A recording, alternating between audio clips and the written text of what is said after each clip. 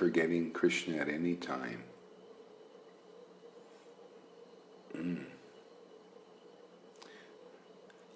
And Kripa Siddha, perfection attained by the mercy of the spiritual master or another Vaishnava. Okay.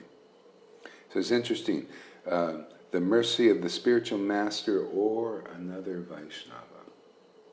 Okay. See, because actually there's where shiksha comes in. You might get the opportunity to get a shiksha from another Vaishnava who's actually has that bhakti potency.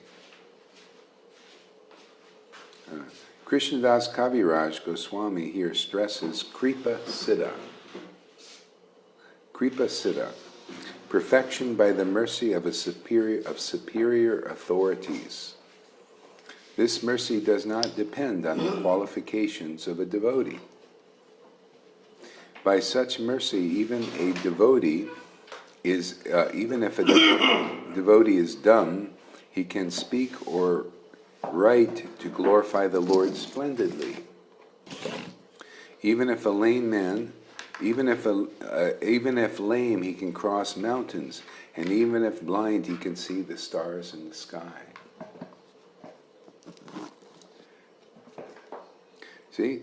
So I'll read the verse again. By remembering the lotus feet of the Panchatattva, a dumb man can become a poet, and a lame man can cross mountains, and a blind man can see the stars in the sky. See? So why don't we see Kripa Siddha everywhere? Why is it there's only like one or two Vaishnavas we see that are... See? Why don't we see this Kripa? Everybody's got Caitanya-caritāmṛta. Why don't we see Shuddha Bhaktas everywhere? Why weren't you a Shuddha Bhakta? Pardon? Why were you guys not Shuddha Bhaktas? Because you should be like lame men, that have become blind for 25 years. Because we needed the what they call Take it? the mic there. Yeah. Because we needed the pure devotee to actually explain it to us, because it says you can, from Bhagavad, you read Bhagavad and you also see Bhagavad, And if we were only seeing one, only reading the Bhagavad, we weren't getting them both together. Mm-hmm. So you need them both together to get this love of Godhead, properly.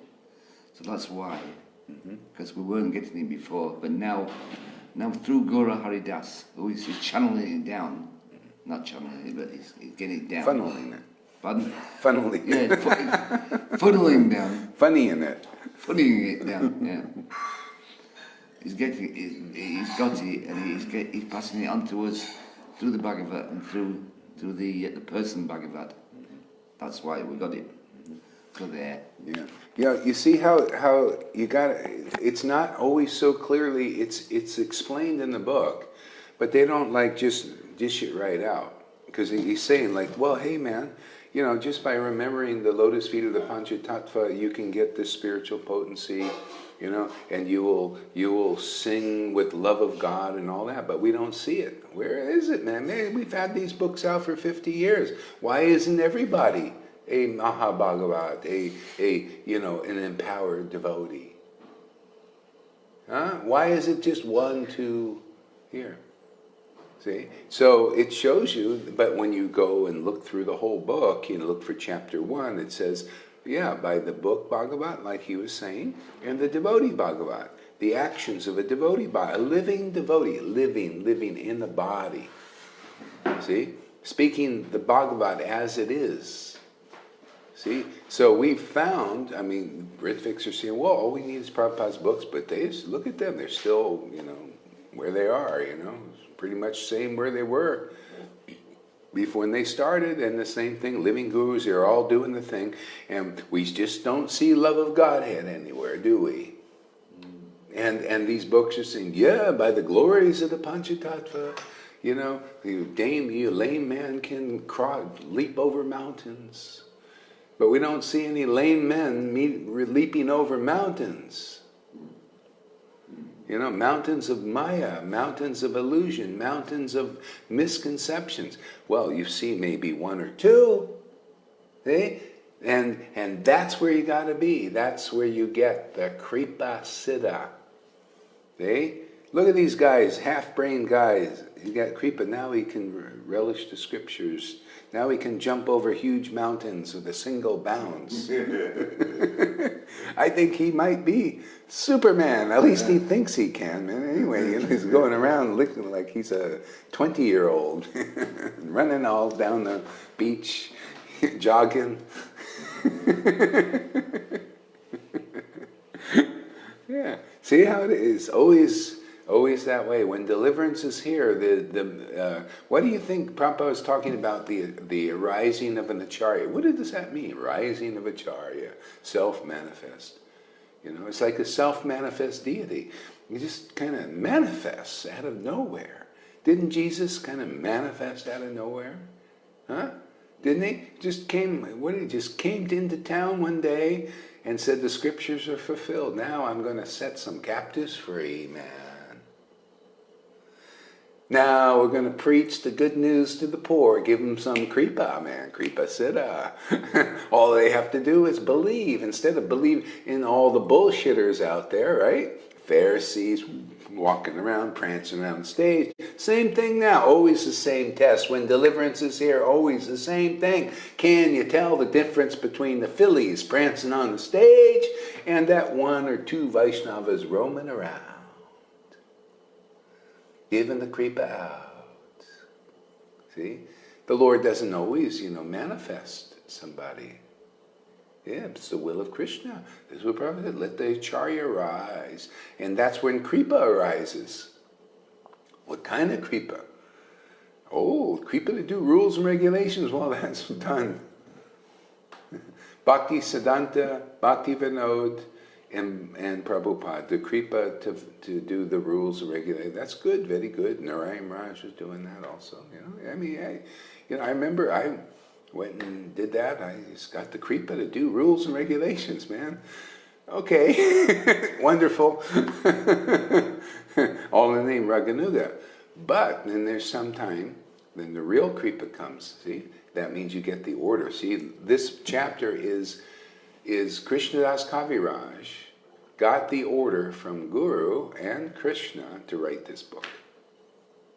See? So now you got the book. Now can you imagine you put it in the hands of a living devotee who's got that kripa? And it's not just in the book. And so I think I'm going to represent this book.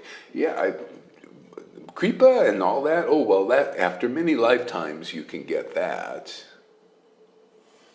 But I'll represent the book. But could you imagine the book is Shuddha Bhakti? This book is full of Shuddha Bhakti concepts. But nobody can stand up for them. Nobody knows what they are. It's very simple. You got to find a living devotee that has a kripa. This is. I did this video last night. She was here, about standing up for the Vaishnavas, and it came into. I realized, hey man, you can stand up for Shuddha Bhakti concepts. We can do that, but nobody is practically, because they're not recognized. I stand up for Shuddha Bhakti. All I get is from the masses. Is, this guy he's this and he's that and all that, and they're not elevated. They're still in the level of blaspheming, criticizing people standing up for Shuddha Bhakti. You're in the peanut gallery over there.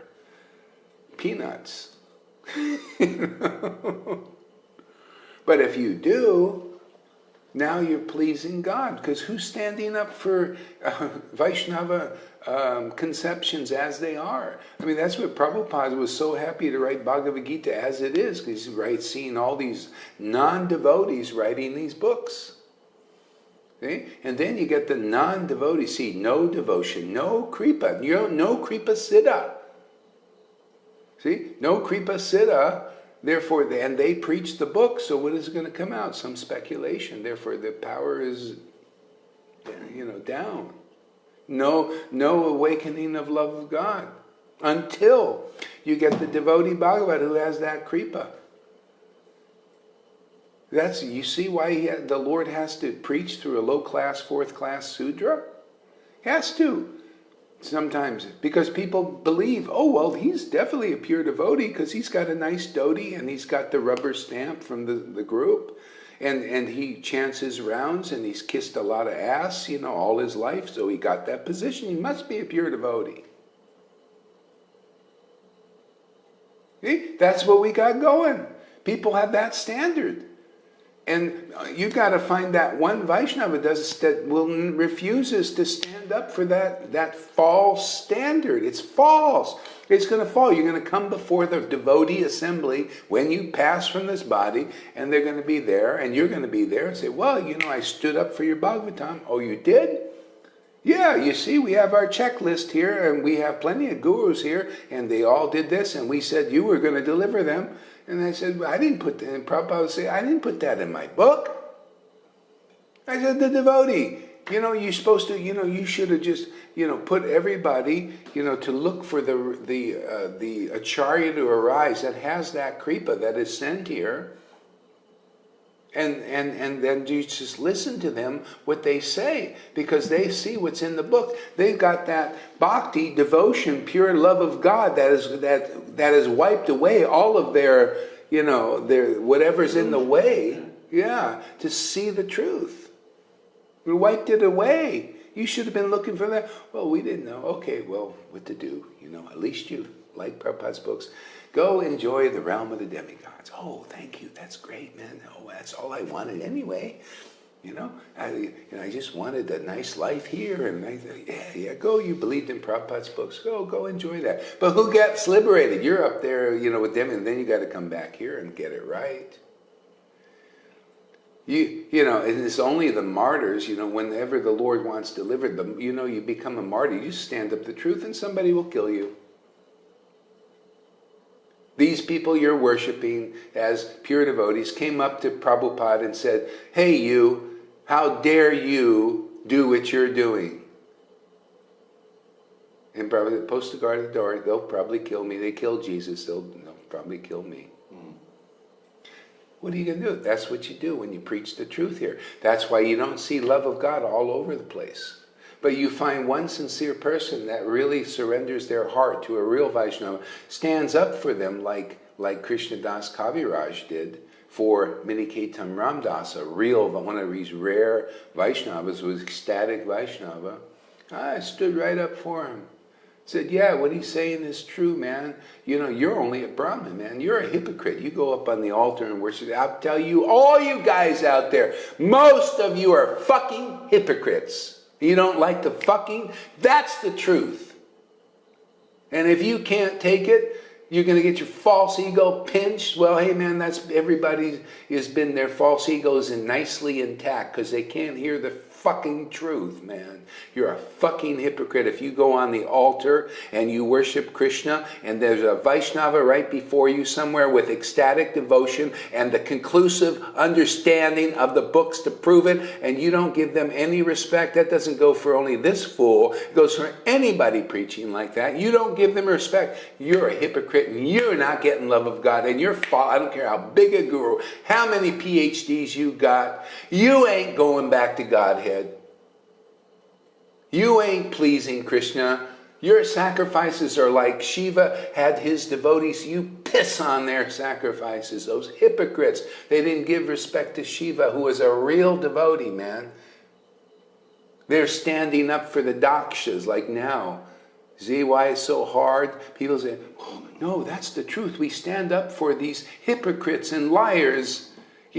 All in the tear, oh yeah, we're sincerely following Prabhupada and everything. But if a real Vaishnava appears, we won't give them any respect. Isn't it we heard of a real Vaishnava? The guy standing up for his guru, man. Sounds like he's a real Vaishnava, man. Standing up for his guru. He said, yeah, all of ISKCON, they don't accept him. See, that's who you're worshiping. You should be worshiping that one guy that's a real Vaishnava. The guy said he just touches people and they get bhakti. And all of ISKCON and all these other fucking cons won't give any respect to them. And you guys don't like it? Tough fucking shit. But that's the truth. All this etiquette and walking around and all does you no good, man. The truth will do you good, whether it's delivered with an F word. Doesn't matter, man. It's the truth. Is this the truth or what? Yes. To my understanding, absolutely. Yeah. That's why the Lord preaches through a low-class sudra, man. Hey, man, got to fit the part, man. Low-class sudras, don't they must cuss. We got to fulfill the prophecy, man. But it's the truth. You know, this is the thing. That's why we don't see this love of God everywhere. That's why we got to preach like this. Why do you have to criticize everywhere? Because we don't see love of God. Because nobody's preaching like this. They can't. They have to. You got Prabhupada and Bhakti it's called getting the jungle growth, the growth around the real creeper, man. You got to get rid of it. You got to take axes and spades and all those hackers to hack away all that jungle growth of motivated devotional service. Materially motivated religiosity is around all of Vaishnavism now. Why are they not giving respect like to that one real devotee? And all they just giving, we don't want to give anything. We don't, because we want to glorify all the rubber-stamped fucking gurus. Why? So that love of God won't be here, because we got material motives. We're all motivated devotees, but you won't know that because you believe in our illusions. We hypnotize you, idiots. Yeah, you're an idiot if you're worshiping people who haven't realized Krishna. Don't you want Kripa? Didn't we read Kripa Siddha is recommended? Well, you know, I know we used a lot of F words in this discourse, man, but did I tell you the truth where Kripa Siddha is? Did anybody else ever tell you? They don't know where it is, nor even if they did, they wouldn't. Their hearts are so full of bullshit, they won't even let you know. I'm the only one that's your friend here to tell you the truth. Oh, he can't be a real Vaishnava because my guru never cusses, you know, and I am a good Brahmin, man. Now I've made it. You're satisfied with that? Whoopie-da, whoopie-doo.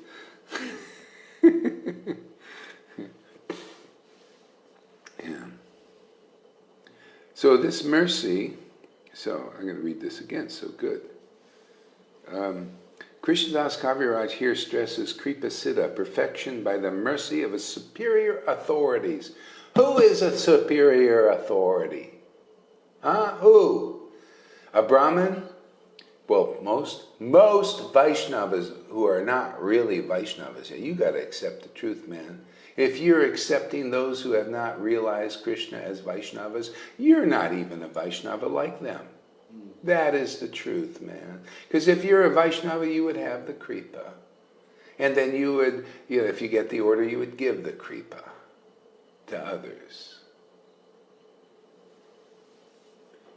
See, you gotta be the simple fact of Bhagavatam, and that was the whole, this was a huge fight between Daksha and the superior authority. Who was that? Lord Shiva, right? Huge fight. That Daksha was so fucking attached to name and fame and being, and the blasphemer, just like we see here. So many people, you get one Vaishnava, you've got all the blasphemers going out, and all their friends who side with them.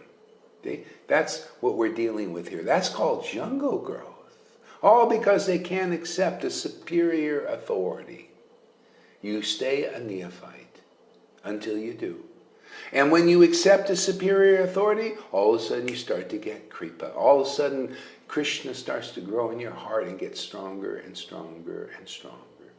And then you can say a few F words in your thing, and you won't even care if the neophytes balk.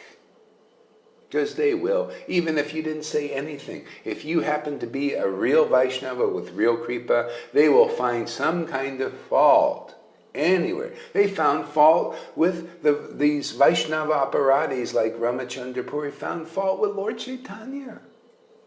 Oh, ants must be crawling around there. He must have did some bad thing. Yeah. So I don't care, for fault finders, you cannot be perfect enough. So why even try? Why don't I just be myself and then I'm happier? You know, Prabhupada has expressed himself for so many years. Forget it, man. I'll just be myself and be, free. Because the fault finder's always going to find some fault anyway. So don't, don't think that that's what they do.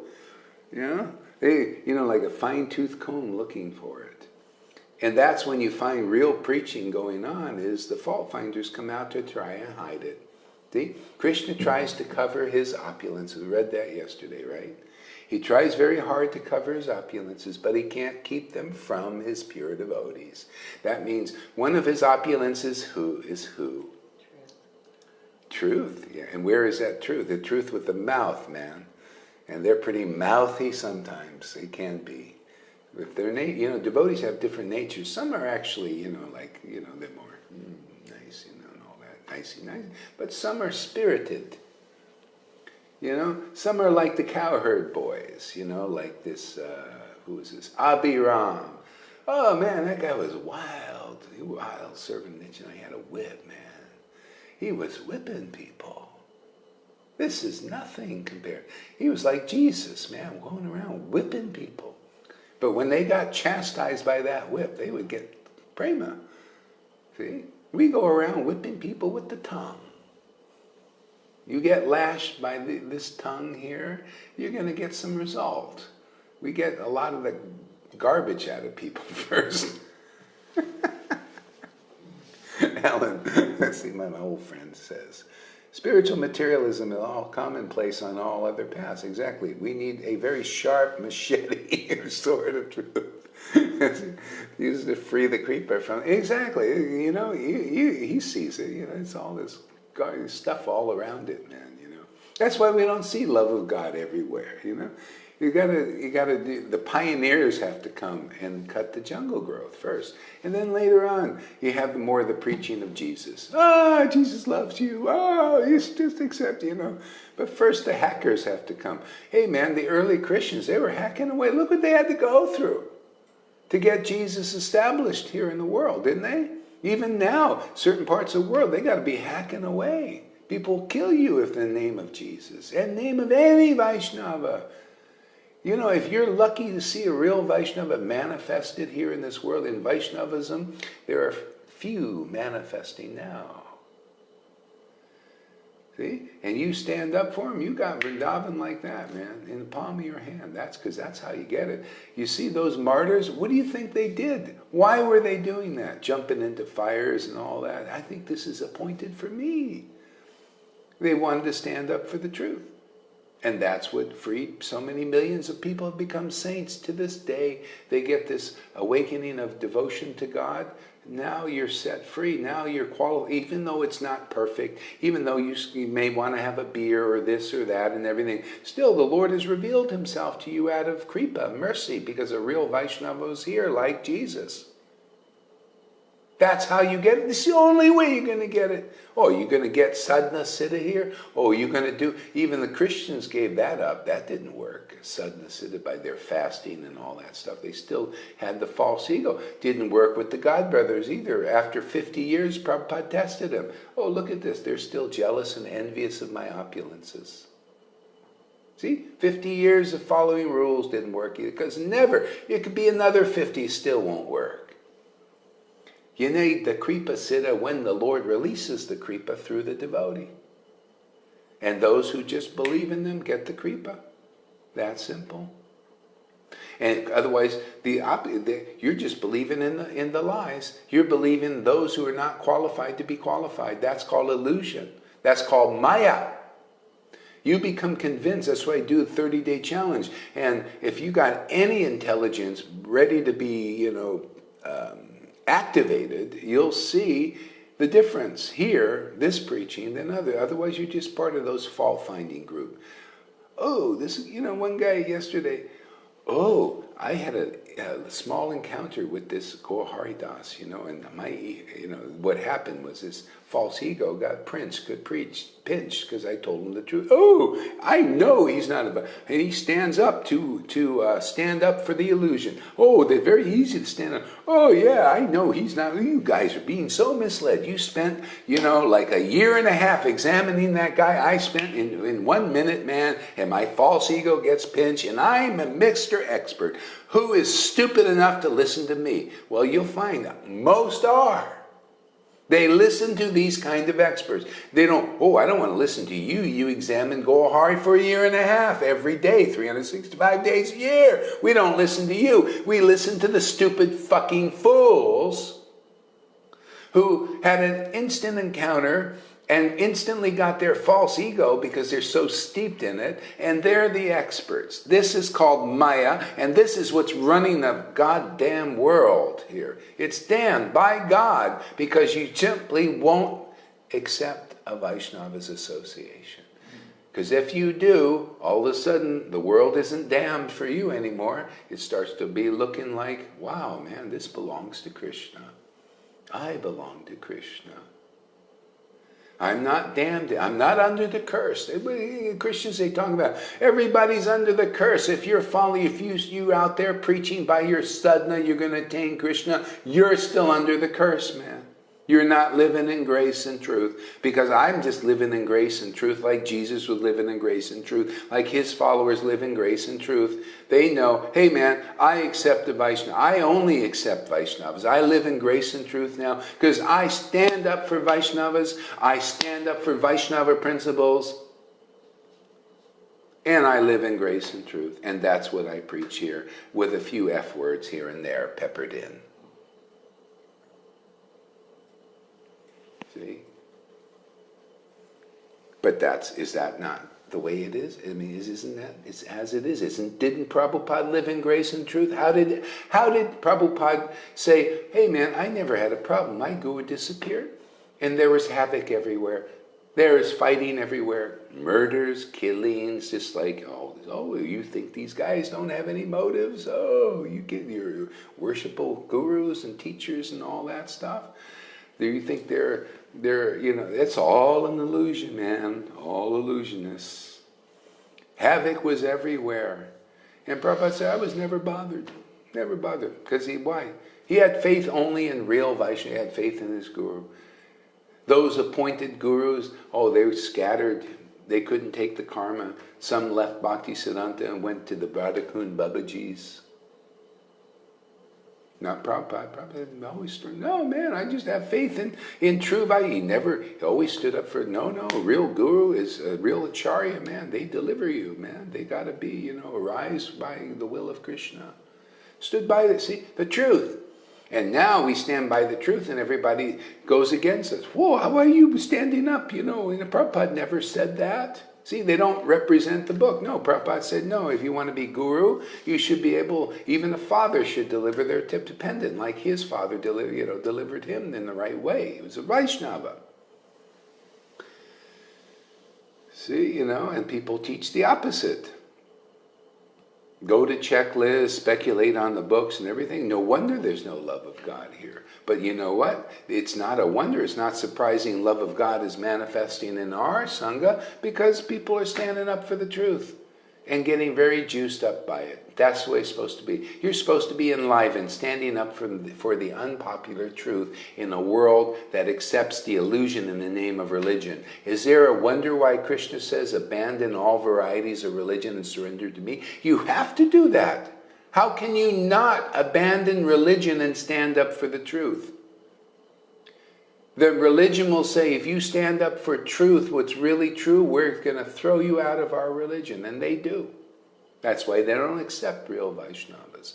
Because they have to abandon. I had to abandon. You guys have to abandon religion. Otherwise, you will not be able to stand up for the truth. You will not be able to believe in it. They don't, you can't believe in this truth. We don't believe in it. We believe that the real guru is part of the checklist, and you don't believe that? Get out of here. Oh, see, religion abandons you if you say, well, I'm sorry. Unlike Sudama, man, he didn't believe in the lie. He didn't believe in the false pundraka. Okay? I don't believe in false acharyas. I don't have 1 ounce of faith in a false guru who cannot deliver bhakti to anybody.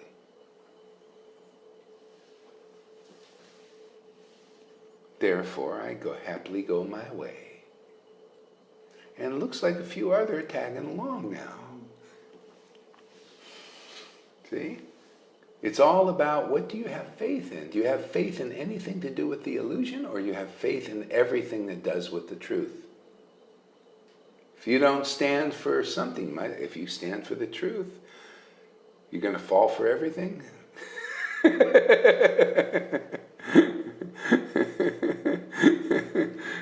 And everything is an illusion everywhere. All you have to do is stand up for the truth, man. Yeah. You have to face off all the illusions. See, that's the bigger army. What do you think Bhagavad-Gita was about? It's always the same thing. The illusion is vast and everywhere, and it's always the 1 or 2 or small army that stands with the truth. It was Krishna, the real Krishna. That was the Pandavas. And even Krishna said, Arjuna, why are you choosing me? Don't you look at, I'm giving all my armies over there, all the opulences, just giving all the opulence. Duryodhana, yeah, I got all the buildings, man. Ooh, all the money, man. I got all control over the books, man. We can preach whatever we want now. We just change a few things. We're really good at that. And just speculate. We don't even have to touch. I don't have to change anything in the book physically. I'll just speculate it out. I'll create illusions of checklists now, and I'll get people to believe it, because that's what they do. They won't listen to a real Vaishnava because they go with the crowd, the herd mentality. They'll go with the big vast masses of our group. Man, we represent Prabhupada. See? The masses believe like that, see? So that's what do you think this saying calls the blind lead the blind. Blind guides. Where'd that come from? Jesus Christ. Where did it come from before that? All the prophets, the real ones, they saw that.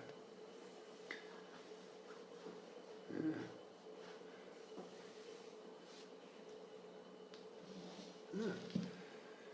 So yeah, the sharp machetes here. Because if you think, hey man, I'm just going to look at the cuss words and not what the real truth is behind it, then you go with that and then you fall away, and that's good, because I don't want you hypocrites around here. Go follow the hypocrites. Go sit around the fault finders over there. We're growing our garden of bhakti here, and bhakti means there has to be a machete to cut away all the weeds, the jungle growth, and the hypocrites. You guys who look at the cuss words, but the other persons who are looking, where is that truth in there? Take gold, even if there's a lot of dirt around. There's always dirt around the gold, the real gold. It's only that fool's gold that lays on top of the surface. It's all over the place. Boy, is it shiny, man. That's religion. You think you're going to get Krishna with a religion? Bullshit, man. You got to come to the point of learning how to abandon it. But you can't just do that. You have to get the association of a real Vaishnava where religion has abandoned them because it's too bright. What religion would allow, what Vaishnava group would allow my preaching? Huh?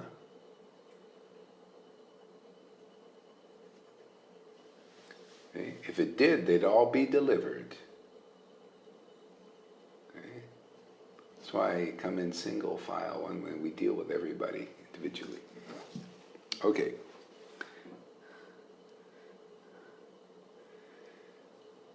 I'll read some of this again. It's a beautiful part here.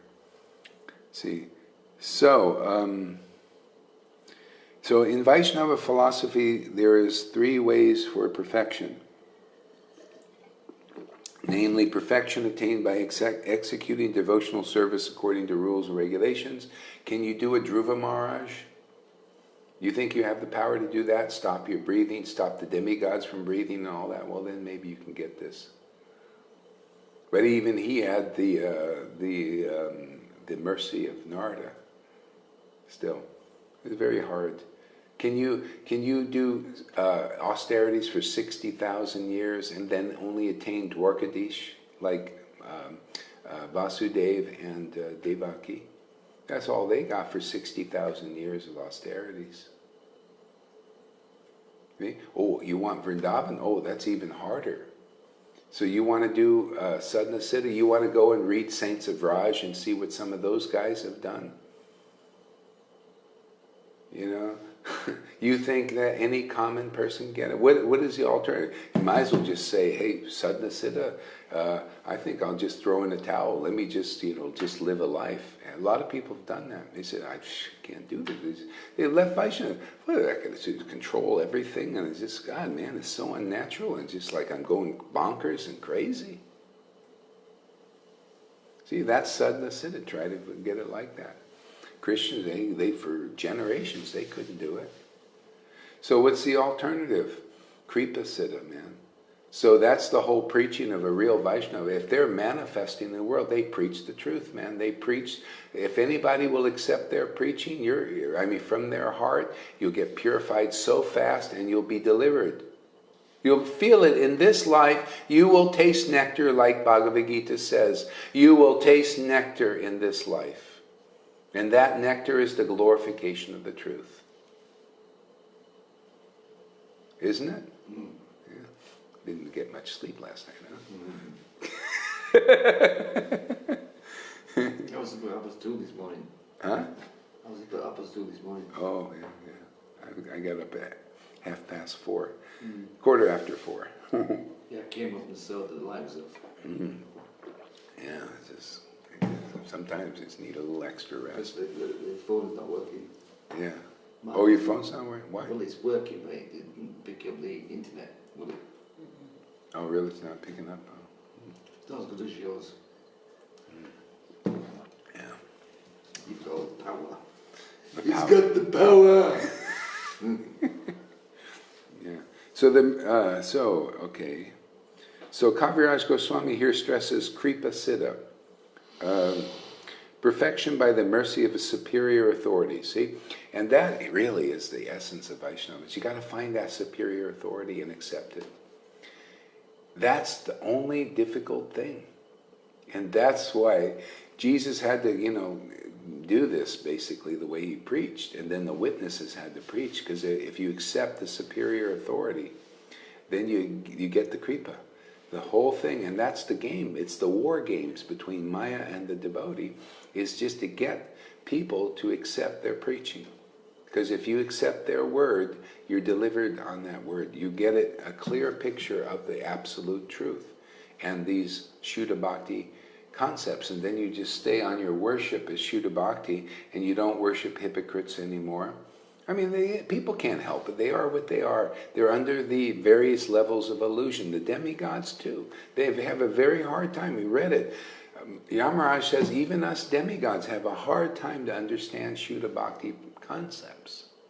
See? But if anybody does, see, then you get the kripa. See? And you get it. See, that big war with Daksha and Shiva, when finally, after all this warring came around, the demigods and Daksha accepted Lord Shiva as the superior authority, and then they became pure devotees. Okay? That's the moral of the story of Bhagavatam. Accept the kripa of a superior authority. Even in spite of all these, the Maya trying to, she's got so many servants out there blaspheming the real authorities. That's what they do. They cover it. See? And the devotee, he's uncovered it for themselves.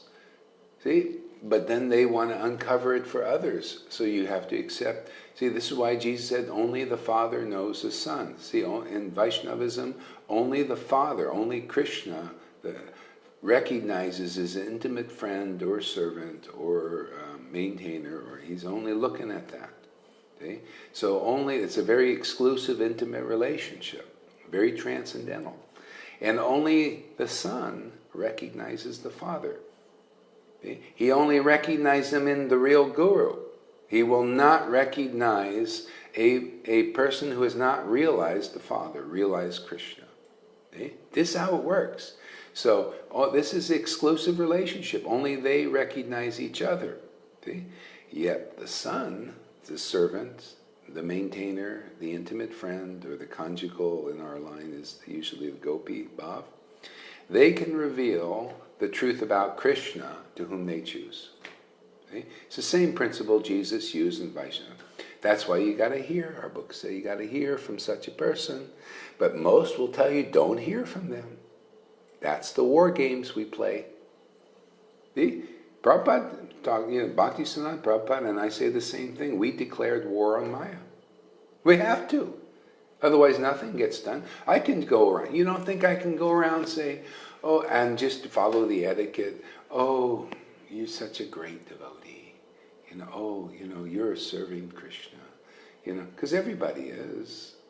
We cannot, that's our nature, is to serve Krishna in illusion or in the truth. See? But if you want to deliver people, they got to switch sides. You can't just, you can't serve demigod types as going to be your liberators. If you do, you're not, it's a longer path. I mean, you got to get clear about that, and you'll probably die in that illusion. And you didn't get clear, and then so you get a nice little, you believed in Prabhupada, that's very good in his books, go up to the demigods and stay there 1,000,000 years and come back down. I mean, you want that process, or you want to be delivered in this life? Yeah? So it's I'm here, just like Jesus said, I have appointed you to reap what you haven't sowed. I'm just here reaping what I haven't sowed. I'm reaping what Prabhupada sowed, and Bhakti Siddhanta and Lord Chaitanya and whoever else didn't quite get delivered because they were still, hypocrites and liars and that thing, believing in those guys. And now they're ready to be delivered, and we're here for them. And then we sow our seeds to others. They get, everything gets done. And you guys reap what you haven't sowed also. See, I'm just reaping you guys here from this preaching, right? Mm-hmm. See, and then you hear it and you get stronger and get clearer and get ecstatic, and then you start reaping what you haven't sowed. Because you, in one life, you usually can't get this. You can. Will of God. Okay. This mercy does not depend on the qualifications of a devotee. There you go. Why are they preaching? See, because either the Lord hasn't said, give it out, or they just don't got it, and most just don't have it. See? They don't, that's why, they don't preach, on the qualifications. You got to be qualified. You notice that preaching? Oh, are you qualified? Are you fasting? Are you following the rules perfectly and doing the morning programs and all that? Well, then you deserve to be guru. See? Oh, really? Yeah. See, Jayananda, he got some kripa. And Vishnujan also. See, they got the creep somehow. They just, Prabhupada just reaped what others have sowed in a couple of persons. They were ready or ripe, and they just, just had this love, for Guru. They had Guru Bhakti. See, that's what you need. You have to have such faith in gurus, in a real guru, from your heart, and you don't believe in anybody else. You think if they lived, they would believe in any of those appointed persons? They would, no. That's why Krishna probably just took them, didn't want them to go and face what was coming. Yeah. See, I love that. Just the mercy does not depend on the qualification devotee. That's why you see, you're seeing, people are seeing the result of the book Bhagavad here in this Sangha. People are getting this bhakti that is not based on their qualification. They tried it. I tried reading Prabhupada's book 4 and 5 times, they're telling me. I tried to follow the rules, and I still couldn't get it, man. See? Now, this kripa, they're finding, because they're coming here, just for the point. See, the devotee sets the price on this bhakti, sets the price. Lord Chaitanya said, you have love for me. See? Therefore, I give my transcendental body to you. You can sell it to anybody at any price you want. See? So you got to see, where is that? Who's a recipient of Lord Chaitanya's love? See? And that comes now practically, because they have to be sent here usually. Now you can get it through a real Vaishnava. You got to get the Kripa through the living devotee. See? And then now you get it, and then that's what that's why I'm surprised too.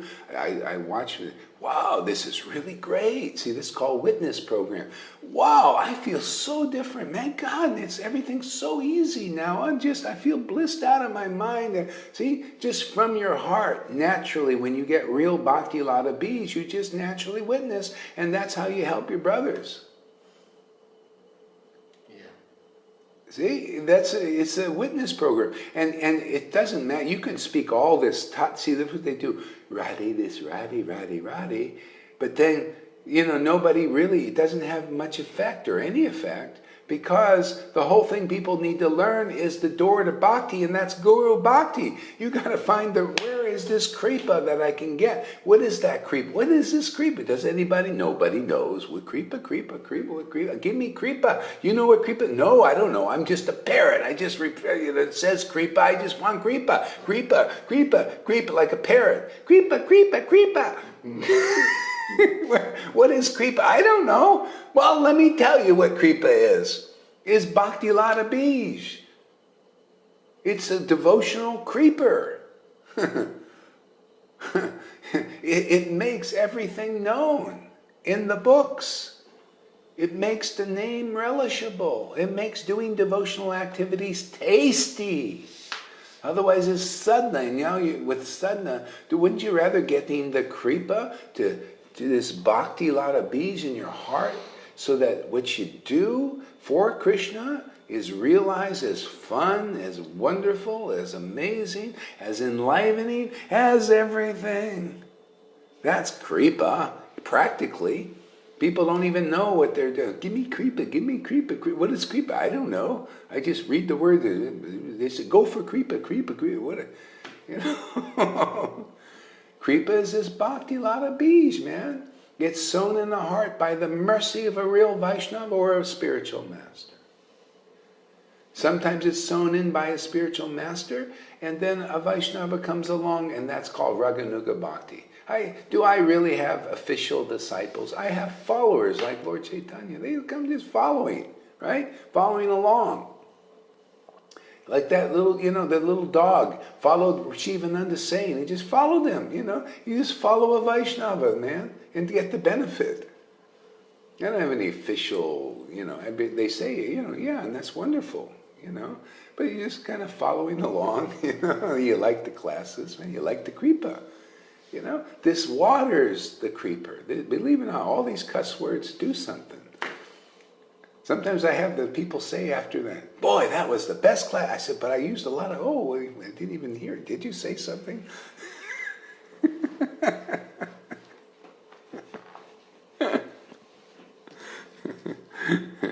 Yeah. By such mercy, even if a devotee is dumb, he can speak or write or glorify the Lord splendidly.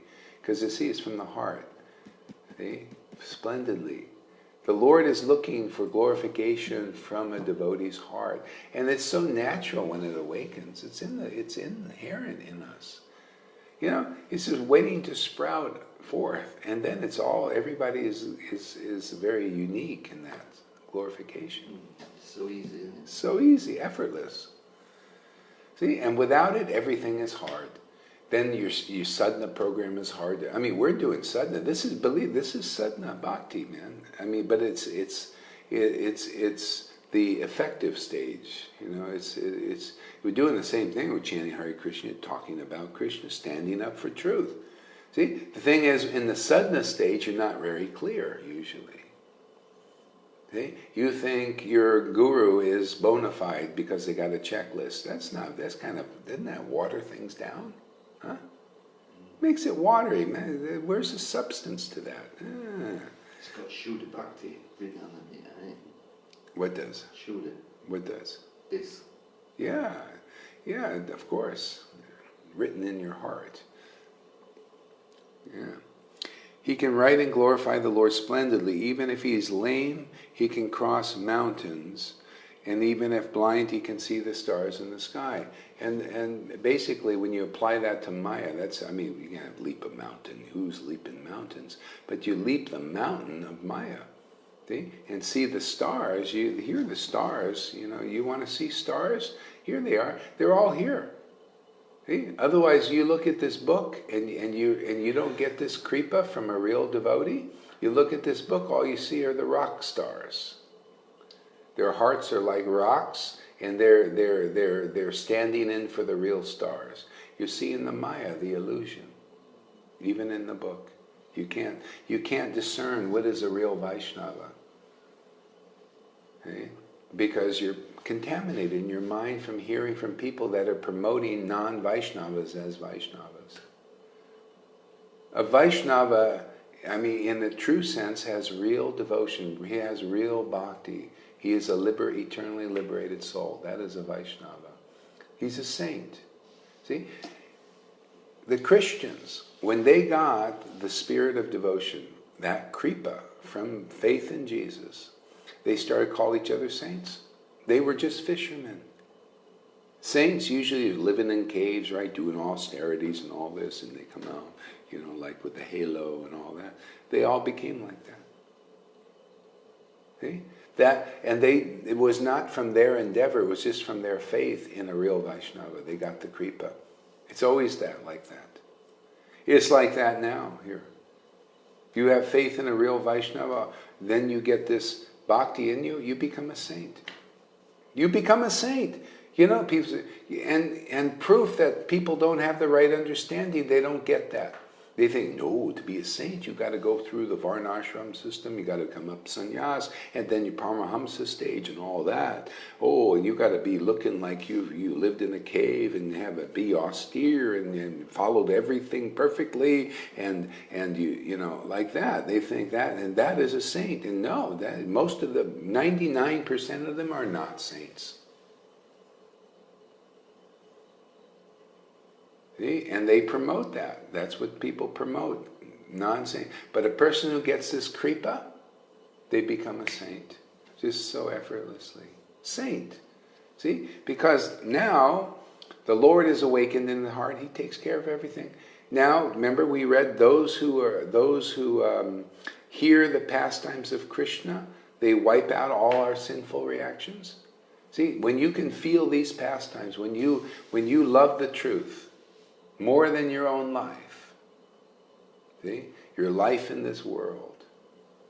You know, your life in ISKCON, your life in this organization or that, or you like the truth more. And if the truth separates you from that, so be it. See? That's proof to Krishna that you love him more than any of this other stuff.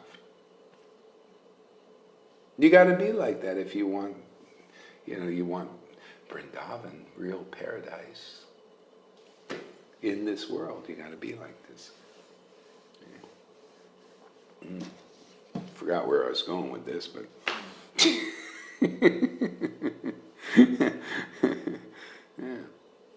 In that position of the real world, when we're down on the Pick up your mic. when we're down on the beach and chanting. It's surprising that everyone who walks past, there's a few who just won't listen. You know, they won't listen. And they go, Did you say something? You said they won't listen? They won't listen.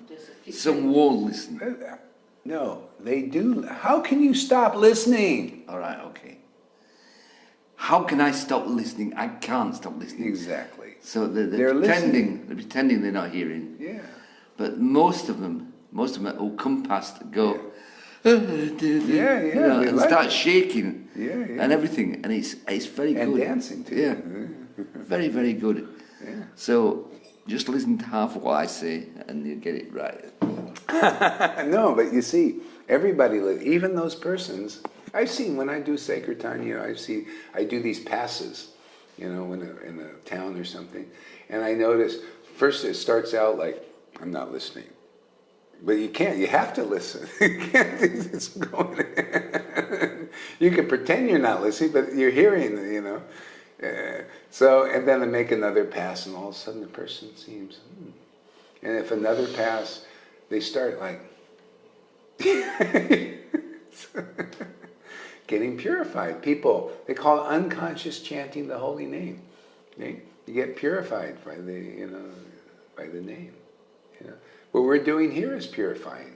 It's why all, you know, it's like flies to the sticky paper. The flies come out to the sticky paper and they get stuck. Like I had these blasphemers the other day on the threads. And I came back and says, I'm very fortunate to be the topic of your conversation. Thank you very much. And they were concerned, you know, they had, you know, and they were concerned for the, you know, Gaurahari, I don't know about this guy. You know? So thank you for being concerned, you know. So, but that's, you know, that's how it works. There was one chap last night who walked past every night, and I always say to him, Hare Krishna, you know, and wave at him in his face, and he always turns away and walks on. And he walked past last night, and I didn't say anything at all to him. And he got about 10 yards further down the road, and he turned around and looked at me. You know, why did he say anything to me? Yeah. Hey, even after you, some they turn around anyway. You know, I noticed once I walk by like this, and then they get a ways away, then they go.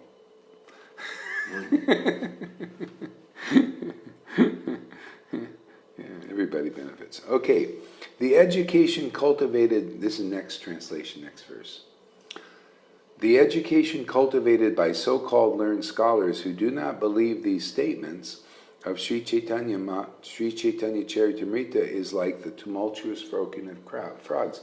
And I've had this practically, you know, like, because now we've explained how do you get this kripa, because if you go, like, try to get it directly from Lord Chaitanya and everything, you're not really understanding the parampara process. That the Lord always keeps a living devotee here if he's going to be preaching this love of God. Has to come through them. Like he was. If you didn't need anything, why did he have to come here? See, why did his devotees have to come here? Why was he thinking, you know, I'm ready to leave soon, what am I going to do?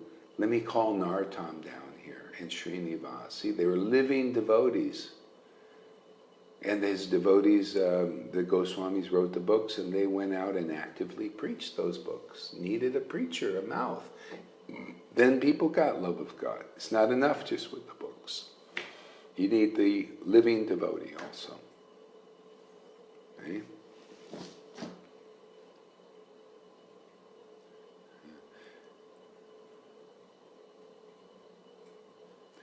So I was going to say.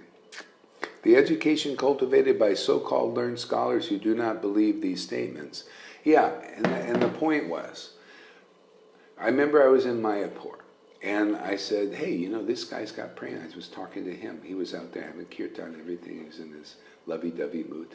And and I said, yeah, he's got prema bhakti, man. It's amazing, because he had just woken up and he had this really ecstatic thing. I said, yeah, he's got the symptoms of prema. He started laughing like a madman sometimes and all this. And there was a Narayan Raj devotee came by, because they don't preach like this. And they said, he was a guru. And we had a nice little conversation. I said, hey, yeah, he's got prema bhakti symptoms awakening. And he went like this. No, can't be, impossible, takes many, many lifetimes. See, they're looking for sadhana siddha. That way was taught. Oh, you got to go through an artha nivritti and blah, blah, blah, blah, blah, all the way up. See, no emphasis on, see, because this is all about kripa here. Kripa, people are getting kripa. You just come here and believe in what we're doing. Believe so much that in your heart you just love you get the transformation and you get the spirit really inflamed, that you just love standing up for the truth. Regardless, doesn't matter if you know, if 1 million people come, they will fall down. They just cannot stand before this preaching. They will fall away, they just can't stand. before it. See? But you stand, one stance. You stand because Krishna is in there. See, awakened. See, they can't believe it. See, and so you see, that's the tumultuous croaking of frogs, and that's the way they are. They just croak, croak, croak, croak, and then they croak. Ultimately, they croak, and they don't, and then they take another birth and croak again until you get the mercy of a real Vaishnava when the Lord is distributing it. You go for the kripa, man. You you become like the Christians have done with Jesus, the early Christians. They say, hey man, forget the rules. I believe in Jesus. So I know I'm standing before God in better graces than you. If you don't believe that, if you believe some rules are going to be stronger than standing before a real Vaishnava and hearing from them, a person who has a real kripa and that can give kripa, if you say, hey man, I just know that I'm going to be justified before God just by hearing from that devotee, because that'll eradicate all my sinful reactions, because the book even says so. If I find an exalted personality who has this kripa, could be anybody, could be this guy, and I listen, I got to mature a little bit more, and I listen to this guy, I'm going to be more justified in this world than this guy living in a cave, doing big austerities and everything, because he won't do it, but I will. See? That's called intelligence. That's called the Bhagavatam purport. That's the purport of Bhagavatam, man. Let me just... Bhakti even said, I really, all these rules and regulations, I can't follow them, but let me just sit before a real Vaishnava and I will attain everything. See, that's Bhagavatam. That's preaching as it is. See? Remember that verse? It's a wonderful verse in Caitanya-caritāmṛta. The Lord loved it so much. And that's why I love glorifying it again and again, because the Lord loves the essence of truth. These narrations of Krishna coming in disciplic succession. Oh yeah, just make it more clear. These narrations coming in disciplic succession from the Goswamis, from Prabhupada's books, are filled with spiritual power. Filled with spiritual power. Is a rule filled with spiritual power? Not much. Not at all, actually. But these narrations are. And how are they transmitted? By a friggin' speculator? Person that has checklists as a guru and as it sells out and is kissing ass in a group and doing party pause because he's afraid he's going to lose his job? Is that the exalted personality?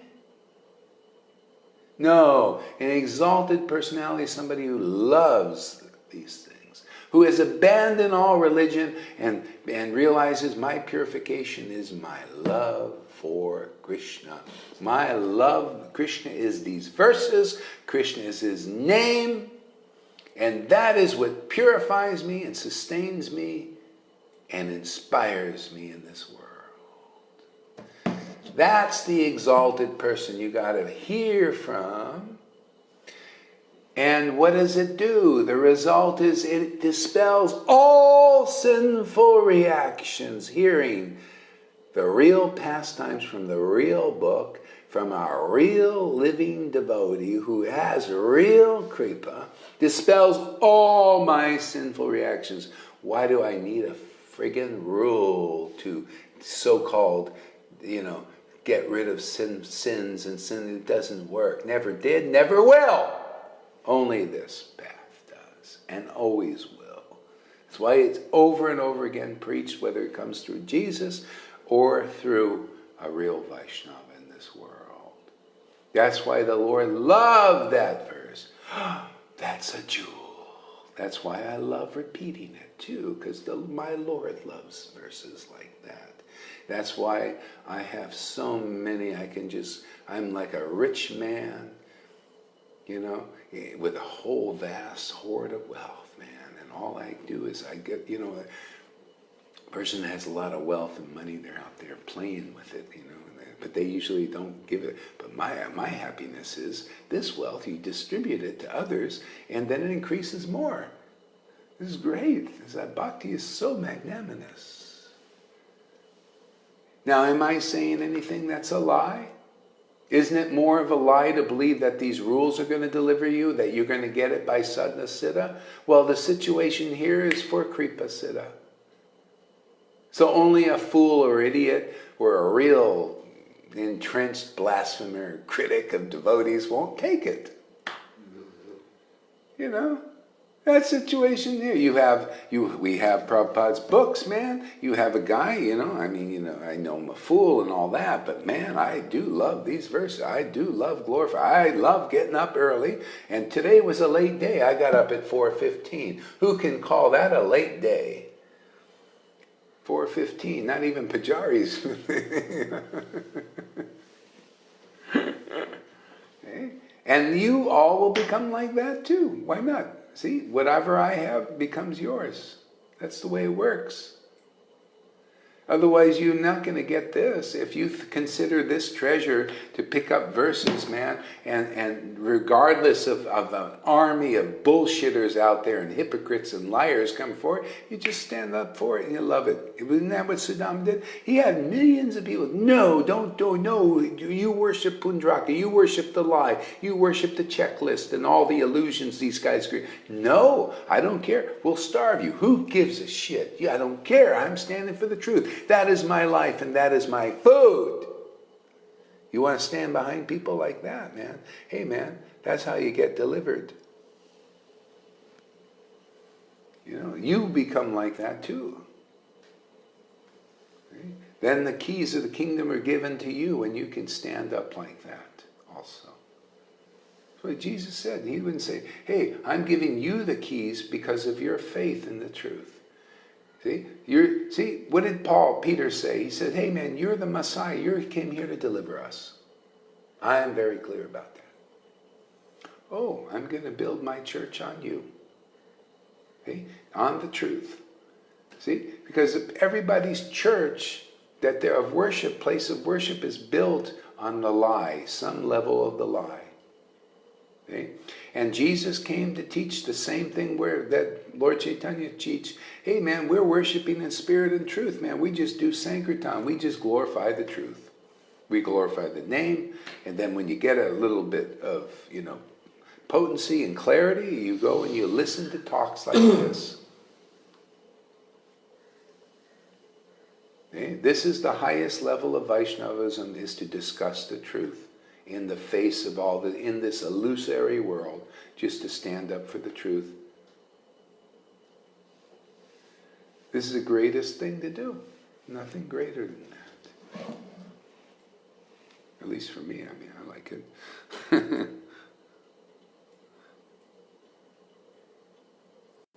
All right. Purport. The croaking of frogs in the rainy season resounds very loudly in the forest, with the result that snakes, hearing the croaking in the darkness, approach the frogs and swallow them. Similarly, the so-called educational vibrations of the tongues of university professors who do not have spiritual knowledge is like croaking of frogs. See? So that Maya is not only in the universities. See, they're just croaking all these things. They have you get to fill your head with all this material knowledge. All of a sudden you get so weighty, and so dull, you can't understand any of this. You can't understand the value of life.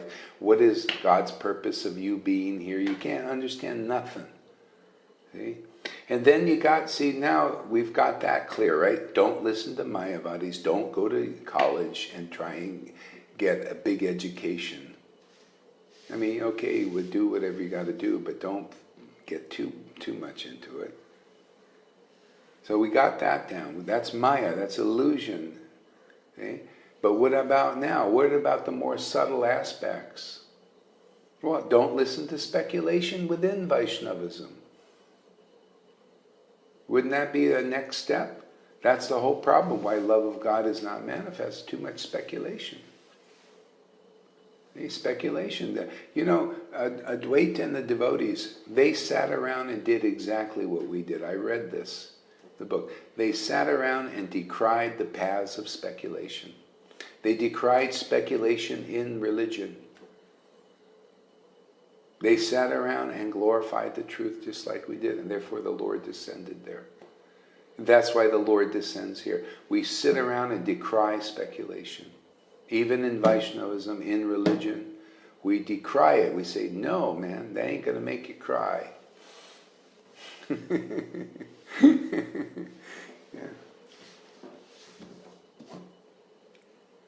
Got to say anything? Anything you want to say? No? What do you think of all this? Penny, for your thoughts.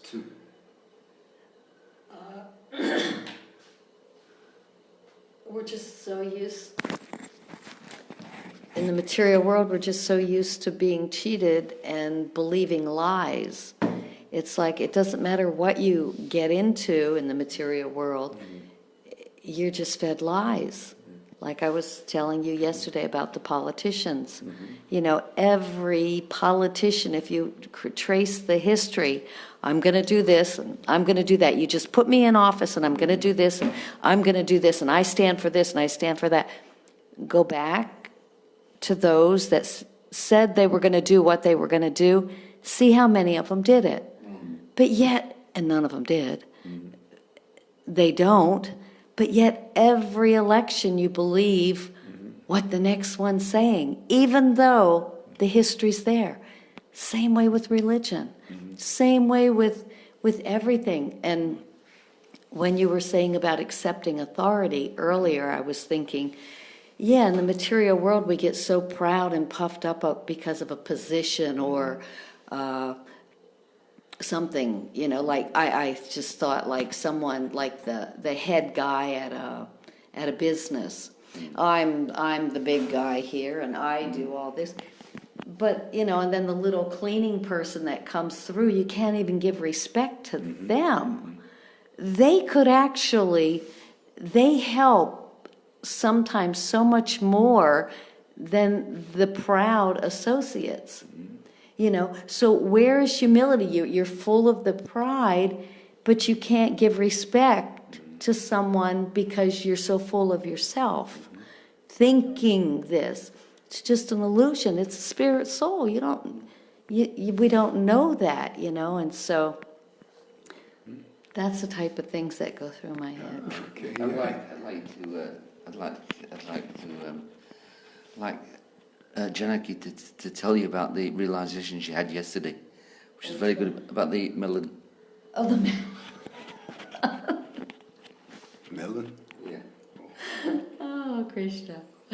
Okay, every day I go shopping for a watermelon, pineapple, and other things that we eat. And so I'm always trying to find the best one. So I'm told, you know, you snap it a little bit and it has to sound hollow. And I've got that tone now in my ear. So if it's a dead one, you know it's overripe. If it's so I try and, you know, and outside it has to look a certain way. Yeah. So I keep trying them all. And so I brought home a perfect one. And I cut into it. And it was by far the worst melon I'd ever seen. So, you know, and then the pineapple, it was perfect. And I cut, and the whole core was rotten. So just because it looks a certain way, and you buy into it, this is going to be it, you're disappointed sometimes, you know. And sometimes it's that ugly mango that is the sweetest and the best, you know, it just has bruises on the outside. So my realization was we can't judge each other by the outside because it's the inside that matters, not the pretty packaging. The packaging doesn't really, it's not what you're into, it's not what you want, it's the internal thing that you're wanting. Yeah. Right, that's very good, thank you. Great realization. Yeah, that's how it is.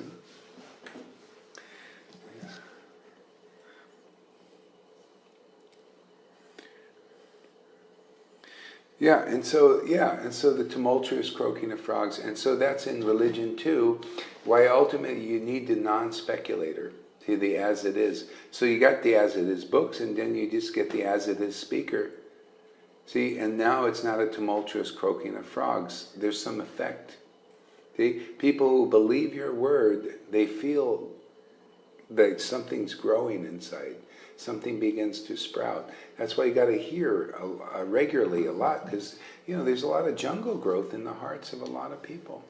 They've been listening to all this in the world and worldly people and associations, and then you come to religion and you think you're going to get over it, and still you get a lot of it there too, and sometimes more. And they're controlling you and all that, and all of a sudden you think, it's about, just following the authorities, but, what kind of quality of authority do you have? See? So, and so that's why there's effect here. And that's why I keep telling people, okay, you say there's bhakti in another place, okay, show us the result. Show us if it's a transcendental tree in a guru or an organization or something. Well, where is the results of this ecstatic devotion? I mean, to me, that's how I look. I mean, I'm here for Krishna for what? The ultimate goal. I want ecstatic bhakti, man. I want devotion. That's why the Lord came here. What do you guys want? Oh, I want a position. I want this. I want that. Well, you don't know what the Lord came here to give yet. You want to find out? Come here and we'll tell you. Up and down and around from this angle, that angle, and everything. Please. Otherwise, you're just a round bunch of croakers, man, and you croak with them. They'll croak and you'll croak, and the devotees live.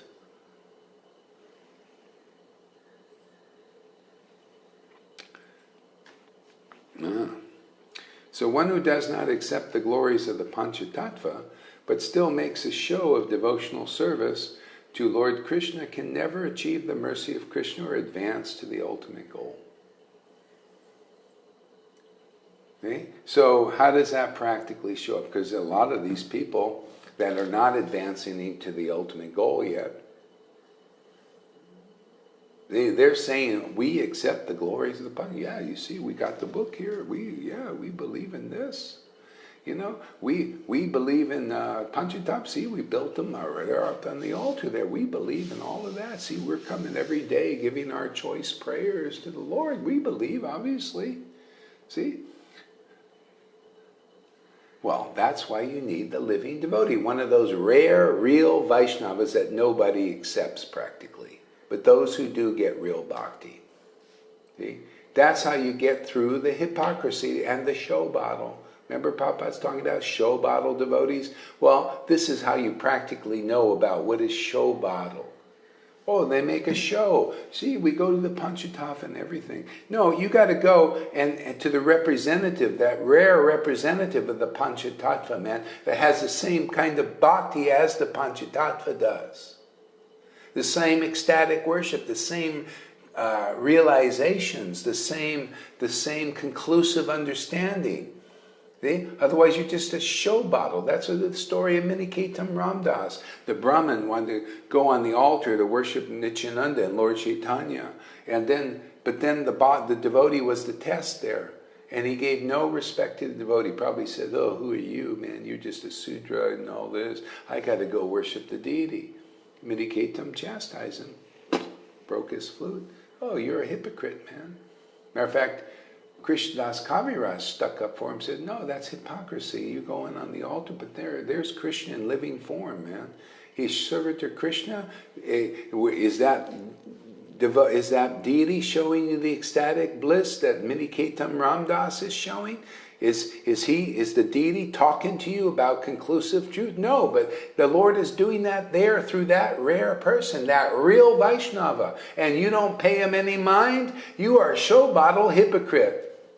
You don't think that's going on in 2019? It's everywhere. You're going up on the altar every day, all kinds of people, right? I'm just telling you what's in the book. That's the problem. People don't know what's in the book, that they're in conformity with these pastimes in the wrong way. on the wrong side. So we try to get you got to know the right side of the road, right? Well, there's the wrong side. You're driving against traffic now. That's what you're doing, and you're getting mowed down by Maya. Come over to the right side of the road and go with the flow of that one Vaishnava teaching you the truth, because all the other eternally liberated Vaishnavas are flowing down that road. Get out of the traffic, head-on collision with Maya, and you'll take another birth that way. Get off that track, man. It's the wrong track. See? Show bottle. No, come to learn and accept that one unusual Vaishnava that tells you the conclusive understanding. Whoever will recognize that Vaishnava tells you the conclusive understanding. Now you're on the right track, man.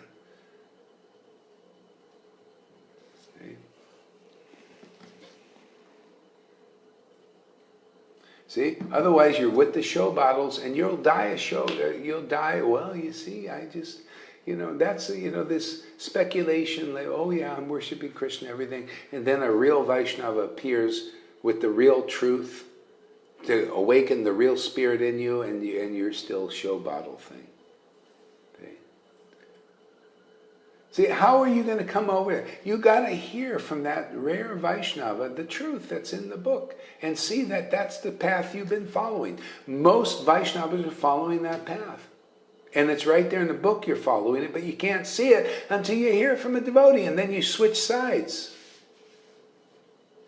People are serving the Maya. They don't even know it in a subtle way. That's why this is postgraduate. Well, who's ever ready for that will come here and listen to the postgraduate course. Otherwise, you're just a neophyte, and you'll die a neophyte. Okay, and you get your demigod position for a while, and a bunch of you're pious, and you followed the rules as best you could.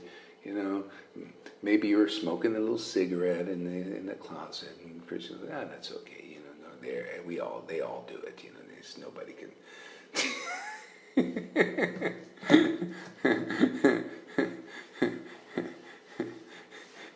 No, but you'll come back until you meet the real Vaishnava and get the Kripa. And get delivered. And you're just delivered because now you understand what Jesus is talking about. The Lord and Lord Chaitanya is talking the same thing. Jesus said, hey man, the Lord he's looking forward to this intimate worship of spirit and truth, where the upsurge of God in your heart is so excited. Wow, I like to hear the truth conclusive. And because it's held down by the ones who suppress it, by the speculators, it's held down. And Krishna is like Mahavishnu dreaming. Who's going to wake me up? Well, only the truth is going to wake that Lord up. Otherwise he's going to dreaming all these things, all this Maya and everything. That's in your heart, man. Because he's dreaming in you, you're dreaming. Oh, I got all these dreams, and he's just dreaming all that. It's not really, he's asleep, and you're asleep. But what wakes up that Lord, that one sleeping on the bed there? The truth. Conclusive truth. Now you get his attention. Woo! Throwing cold water in my face. God, they waking me up. Who woke me up? This is Advaita was calling the Lord like that. In spirit and in truth, man. Waving his hands in his worship. Lord, come on down here, man. Come on. Wake up. Wake up. Hey, I was sleeping in there. That guy, that Nada, man, came and started waking me up, man. Out there. Him and the devotees are talking about the truth, man. I say, okay, all right, I'll come down. Do something about this. This situation here. You got my attention now. Isn't that what I've been 22 years after the order of Prabhupada, trying to get his attention. Waving my hands. Also, now I think we're getting his attention. People are coming now, and gradually. Okay? See, because it's without the Lord coming here. He's got to descend in our hearts. He's got to descend in right understanding, all that. Otherwise, the Maya is just bewildering us all. It says, where are we, man? We're in the thick of it. Want to go to sleep now? If you want, you can just, you don't have to. Yeah. Yeah, go ahead. Get up and go to Is bed. it all right? Yeah, of course. Right. I apologize. I'm very, very tired now. Yeah, that's no problem. Okay. Yes. Old people get tired. Old people get tired, yeah. Yes. And I'm an old people. I'm an old people. He's an old people. You can make it down all right? Yes, I can. Yes, I Are you can. sure? Yes, I can. Flashlight. I've got one in the back. And you got to practice. I'm going to give you a class here, a stretching class. Yeah. When you go back there, I'm going to tell her to find you where you can stretch. Yeah, I'll tell her to get you a stretching class and do some yoga and stuff. See, so you can put your glasses nice, easily, fluid. Yeah, I also have to stretch, otherwise you get all like, Really? you got to stretch and do some kind I don't know, is that light on outside? Do you know how to turn that on? Yes, I turned up. Yeah. just kind of help them a little bit there. I've got Oh, this. it's light out. See you later. Okay, see you in the morning. Yeah. All right. So, purport.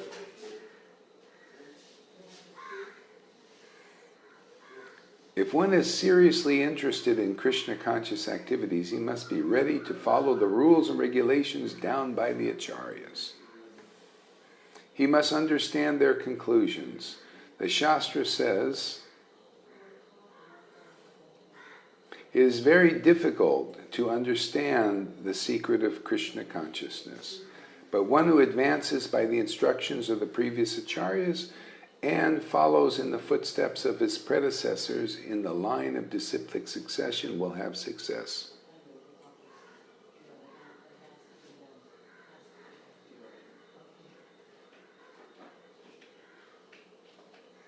Okay, yeah, here I'm going to read this again, it's very good. So if one's seriously interested in Krishna conscious activities, he must be ready to follow the rules and regulations laid down by the acharyas, and he must understand their conclusions. Okay? So, it's not by study of the Vedas. This is a verse in Caitanya-caritāmṛta from Bhagavatam, quoted by the Lord and the devotees. It's not by study of the Vedas that one can come to the right conclusion. The solid truth of real religious principles is hidden in the heart of an unadulterated, self-realized soul. Okay? One should accept their path, their progressive path to advance. Okay? So the acharyas sometimes come like Moses and Prabhupada and say, do the rules and regulations. Okay? You follow that. Okay, great. Another acharya will come. What is the progressive path? Where do you go from after that? Raganuga Bhakti. Then there's some who've come and said, yeah, we're doing Raganuga Bhakti, but it's still just talking about it. Okay, fine, you talk about it and talk all this way, that way. Well, where is it? Well, it hasn't come forth yet. Okay, great. See? Then a real acharya arises,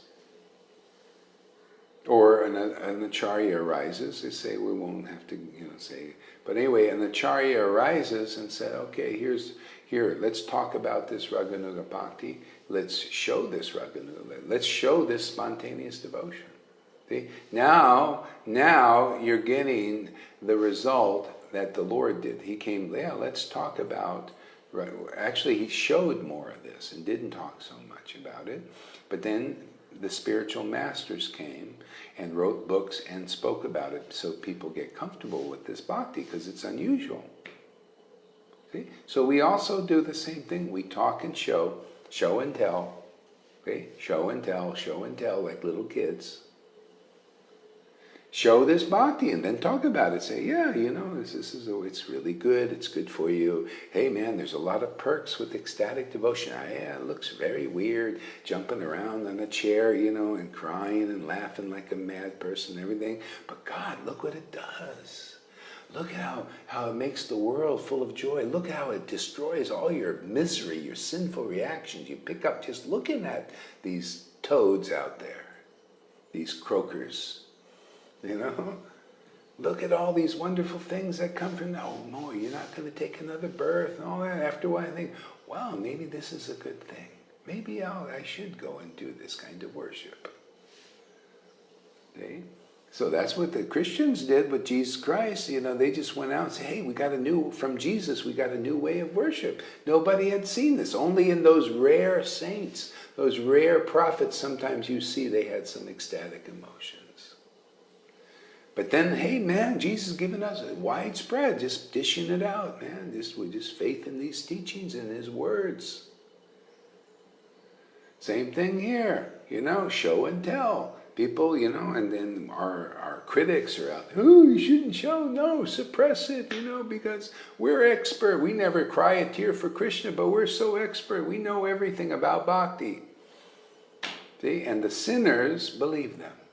That's what they said in Chaitanya Bhagavat. The same thing happened then. The sinners believe these croaking frogs. No experience or nothing. See, the sinners believe them. But the ones who are without sin don't. And that's why we say, you just do the 30-day challenge. Come listen, listen, listen, listen. And then so many sins will be gone from that you'll see this stuff makes good sense. And those who have accepted the words of sinners because they're full of sin and you're accepting their words, you can't get rid of it. Doesn't matter how big a guru you are. You know, you're a speculator and you're not tasting this bhakti and you got this creeper, you can't get rid of sin and you can't get rid of the sin of your followers. You got to find that rare person and believe in what they say and hear, from your heart. Otherwise you'll believe in those who are still hypocritical show bottle stuff, doing external religion, you know, they can't give up religion. You know, you got to find that person that has been able to do that. Well, I did. I can't follow religion. They wouldn't even let me in the temples. Why would you let a person that is so into the truth, that shines a flashlight right in the face? What do you got? Well, you got a picture of a person who hasn't realized Krishna on the altar? Take it off. Why do they want a guy like me around? Huh? People don't even want to hear. I don't want my ear. My ears curl up like this and close off when I hear this kind of preaching. Talk about lips curling. Their ears go like this.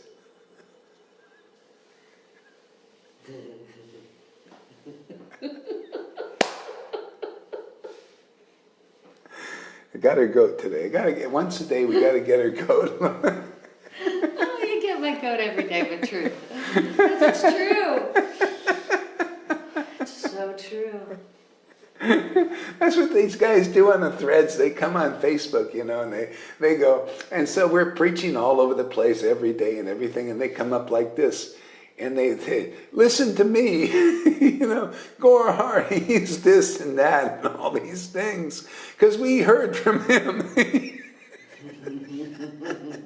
Don't believe they're bullshitting. Their ears are like that, man. Closed off, man. No hole. we gotta get out our drill. We get out the drill. Gotta drill through concrete. You know, they have a special drill through concrete. Jackhammers. Suddenly, for the hard cases, we have to use jackhammers.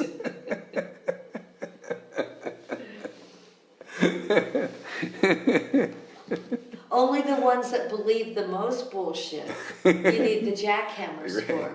Yeah. The ones that have that doubting, that they haven't fully embraced all that. Yeah. When they have doubts there, it penetrates easily. There's a thin film there. Because that's how it was for me. Yeah, exactly. Yeah, and the more you hear, the more you get rid of it. Yeah.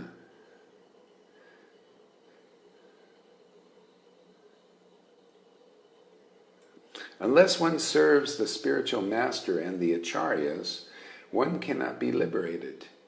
See, so, and that's, you know, my service is based on the order. That's why people can say whatever they want. I just could serve Prabhupada's order. I know. Hey man, he out of his grace came to me and just gave a simple instruction, do more of this.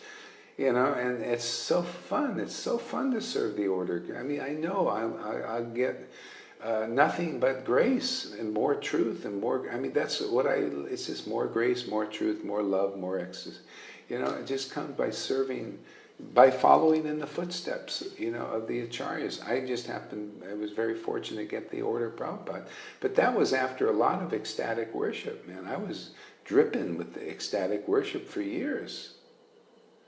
And then the order, it's just like when Madhavendra Puri said, because of your ecstatic love, now I'm going to liberate so many people, and that's the way it is here. Because of that ecstatic worship, the Parampara came and gave the order that has my approval, you're doing well, and Krishna came also. And now people are being delivered now, just by this preaching. Whoever believes in it, whoever stands up for it, it's automatic. You feel delivered, you know, you experience that deliverance. You taste this nectar. It's nectar. This truth is nectar, man. The Lord lived on. That's His jewels, His conclusive understanding. And the devotees have this natural ability from Krishna to magnify and clarify it. I mean, that's why Bhakti Siddhanta would take one verse and every day for 30 days would speak on one verse sometimes.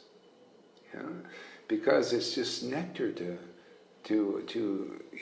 talk about the truth, to get it more clear. It's so important. It's the essence of what liberates people. It's the truth. Why do you think Jesus said it's the truth? Just go on hearing and you shall know the truth, and the truth will set you free. You go on hearing, you start to taste the nectar of the truth. Just even from your ears, hearing. Those persons that are in the fault-finding category and critics and all that, they just can't taste the nectar of the truth. See, they're just polluted with all this falsity.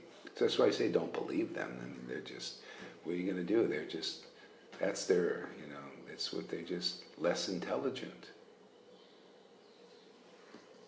And that's why I've been having a little fun, because they're so illogical. They can't help it, man. And so I'll have a little fun, and I go out there, and I just, because you get logical when you get bhakti, real bhakti, and then you just destroy their arguments and make them, they just start looking like a real fool, which a lot of them really need. They really need to know that they don't know as much as they know. Yeah, I just point out, you see, this is not logical, this is, and they were trying to be an expert. And you just point all these points out. It's not there, and then if they got some honesty, they'll look at it. And at least you'll get some of the people who side with the sinners. If you got sin in you because you don't listen to a devotee, you'll listen to the sinners. It's easier, isn't it? Isn't it easier to listen to the less intelligent? You don't need the intelligence. It's how Maya flows. Just flow with Maya. See, here you got to flow with the intelligence, and you got all these people that are trying to get you away from it. Yeah.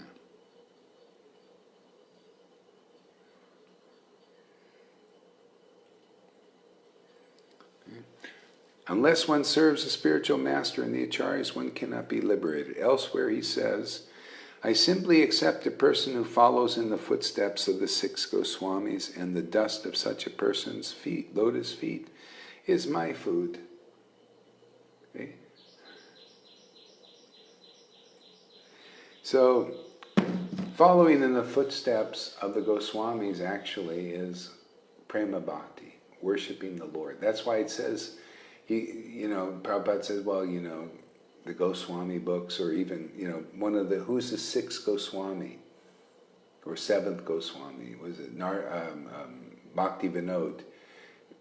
And Prabhupada, when a devotee, a neophyte, wanted to read his books, he said, but would you understand them? See? No.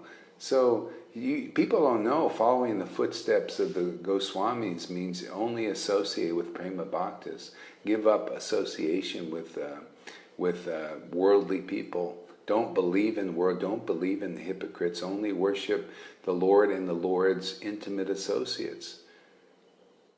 See, that's following in the footsteps of the Goswamis. That way you'll always be able to remember Krishna, never forget Krishna. You forget Krishna when you remember a person who hasn't realized Krishna. They're here to make you forget. Their speculation makes you forget. They're not reflecting you. What am I telling you guys out there? That's why it's hard to take. You're so used to the speculation. I just tell you the truth of what's in there. See? And now you're really remembering Krishna. And that takes purification. That's why it sets people's hearts on fire sometimes. Literally ignites it. The speculation burning up. And then after a while, it's just very cool to hear the truth. It's wonderful to hear.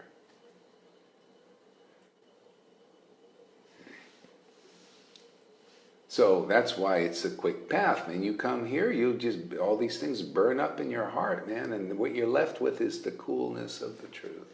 It's very cool. Why did Putana, Krishna grabbed her tit, man, and sucked on it. Now that should be a cooling experience. Wasn't it nice for Mother Yashoda?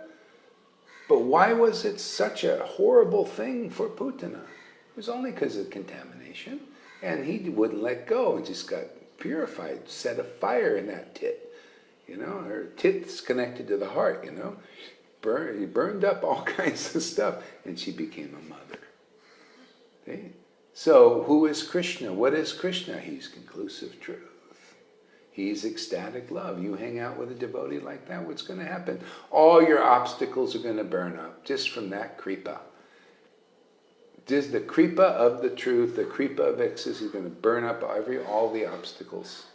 Now, isn't that an easy way to do things? Now, who's in for that way, that path? Raise your hand out there. Yeah, it's a little uncomfortable at times. Ask Sachi.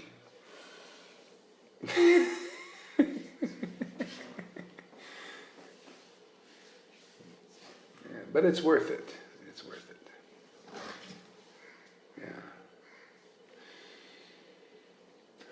I think we're going to...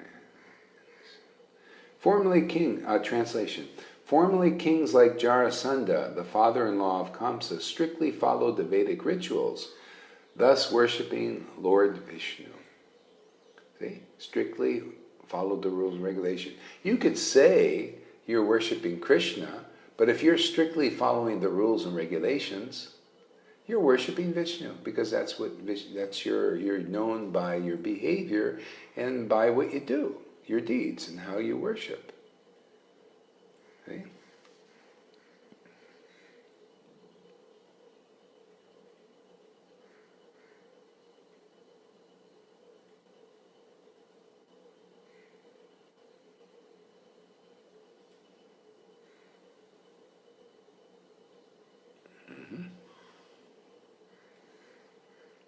Go to the next verse.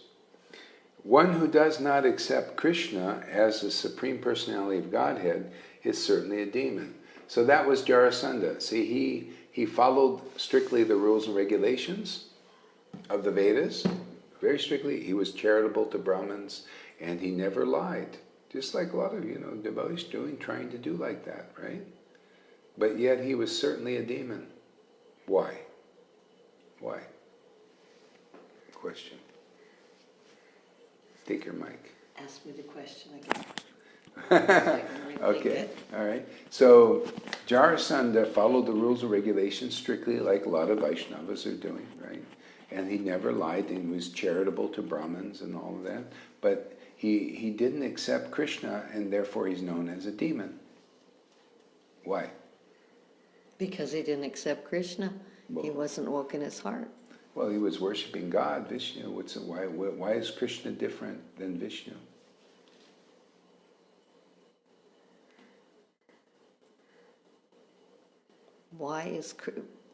He's different. He's different. Yeah. How is he different? He's just different. It's the same but different. Yeah, these Madhyamadikaris. They have faith, but they can't explain things so well. But that's okay. See, they're in line. They're in line. See, that is Madhyamadikari. They have faith and love for Guru and Krishna, real Guru. See, and they love these talks and it's all that. But they can't get the Siddhanta, and really convince others Siddhantically. So you see, you're in your position. You just keep hearing and serving, and everything will be more and more clear. That's how it works. See? So he was known because, see, it's different levels. So he became a demoniac by going against, because Krishna appeared. Now he's looking really good amongst the world. Everybody's, wow, Jarasandha, great king, man. Look, he follows the rules and regulations, just like now, right? Everybody's following the rules, oh, great. Oh, boy, these people, yeah, guru, yeah, let's follow in his footsteps. I think he might be even a pure devotee. All that stuff, right? See? Now, Krishna comes from Vrindavan, ecstatic Krishna. He's a little bit different than Vishnu. You know, Vishnu is looking, yes, follow the rules, regulations, holding himself back, same God, but the Lord in his more intimate nature, expressive nature, is Krishna. See, it's another level of understanding the Lord that Vishnu worshippers don't know. See, they're worshiping, I'm trying to follow God, he's doing all that, but still he's known as still demoniac tendency in there, because that other level of God, the more truthful nature of God, see, still there's going to be speculation, the rule. You think that's all God, but it's not clear.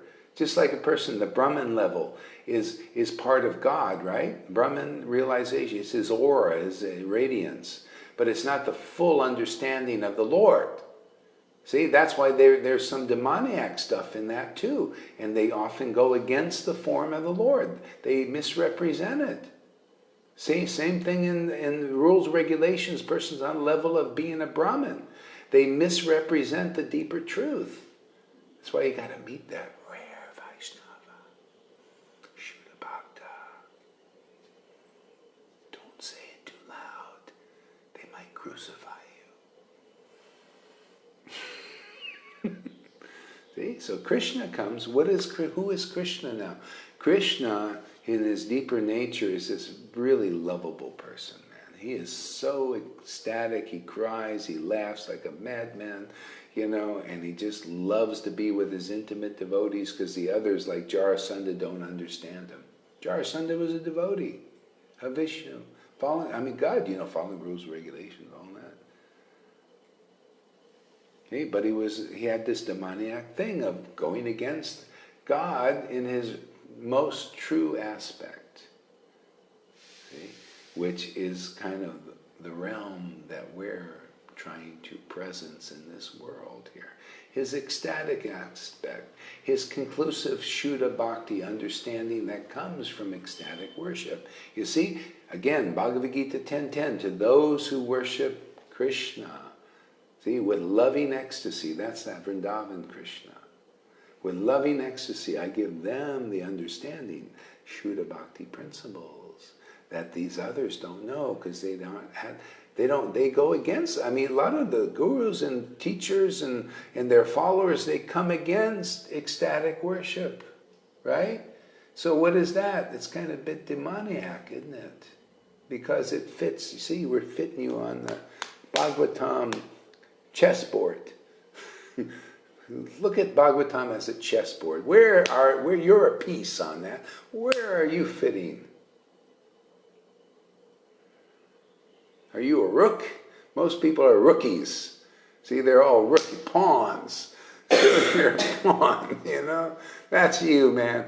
If you don't have this knowledge, you're just a pawn moved around by these crooks. The crookies. They move around the rookies and the pawns. See, you're like that on the chessboard. See, so you got to know. And so we're here. You want to get off. You want to be a king and a queen better. Well, you can change your position on this chessboard. See, you got to just realize you've been a pawn, or being rooked, rimmed, rooked, something. Yeah, see, so there's Krishna, see? And so different levels. So Krishna's not easy. Even the demigods, they have a hard time understanding Krishna. This ecstatic dude, man, he cries, laughs, does whatever he wants. That's why you see a real devotee that's manifesting Vrindavan in this world, like that was Nityananda. He didn't follow any rules. Hey man, he did what he wanted, because he was ecstatic. He was always thinking of Krishna. He just got spontaneous, just did things because of that rasa dance. See, that dance of rasa is the devotee meeting with Krishna causes the activity in this world, and who knows, whatever he did was a pastime. Sunday night, kirtan. Yeah, I'm going to stop soon anyway, probably. Maybe. Who knows? Go for the kirtan. Okay, so one who does not accept Krishna as a Supreme Personality of Godhead is certainly a demon. That was Jarsa. He didn't accept him. Okay? Now, isn't that a hard truth to take? Isn't this Bhagavatam? Do you really believe in Bhagavatam and Caitanya-caritāmṛta? Most people don't, really. But I just told you what's in there. That means if you go against ecstatic Krishna, or if there is a true representative of the Lord of Vrindavan in this world, and you go against their ecstasy and their conclusive understanding from that ecstasy, are you fitting in the category of Jarasandha or not? Okay? If you can't admit that after the truth is spoken from the Bhagavatam and point it out where you can check your own position, you're not fit for being here. Because you're just still in denial of the truth. You go into the fault-finding category out there. Go out and do your little thing out there. That's your service to protect the Dham. Okay? So Krishna came to expose the Dham. He came to give the mercy of this intimate worship to people in Mathura. He came to free people of the obstacles of Kamsa and Jarasandha and all that, because they're believing them as authorities. There are many devotees who switched to the sides of Kamsa because he was the game in town. See? So Krishna comes to liberate people and give them paradise. Paradise is not having people like Kamsa was considered a hypocritical Vaishnava, a hypocritical devotee of God. Jarasandha believed in him.